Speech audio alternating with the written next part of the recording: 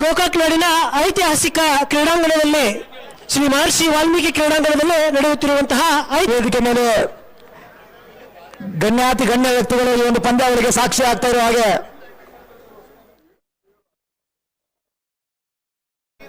ಆದಷ್ಟು ಮತ್ತೊಂದು ಸುಶಾಟ ಮತ್ತೊಂದು ನೇರವಾಗಿ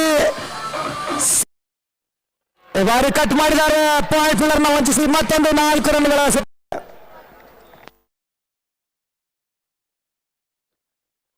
ಬಾರಿ ಕಟ್ ಮಾಡಿದ್ದಾರೆ. ಪಾಯಿಂಟ್ ಫೀಲ್ಡರ್ನ ವಂಚಿಸಿ ಮತ್ತೊಂದು 4 ರನ್ಗಳ ಸೇರ್ಪಡೆ.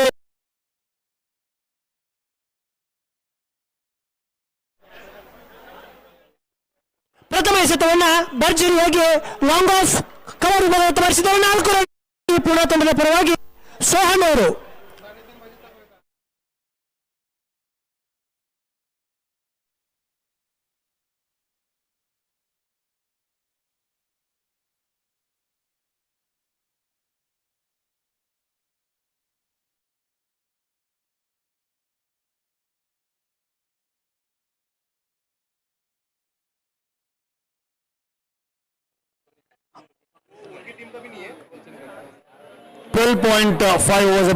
ಜಮಾಲೆ ಹ್ಯಾಟ್ರಿಕ್ ಮೇಲೆ ಲಾಸ್ಟ್ 2 ಬಾಲಲ್ಲಿ 2 ವಿಕೆಟ್ ತಗೊಂಡು 1 ಕ್ಯಾಚ್ 1 ಬೋಲ್ಡ್, ಹೀಗಾಗಿ ಅವರು ಹ್ಯಾಟ್ರಿಕ್ ಅಲ್ಲಿದ್ದಾರೆ.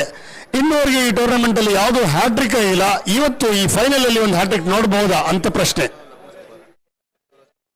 और एक बार फिर इस टूर्नामेंट में कभी एक हैट्रिक हुआ नहीं है, लेकिन क्या आज फाइनल में 2 गेंदों पर 2 विकेट चटकाते हुए सोहम जामले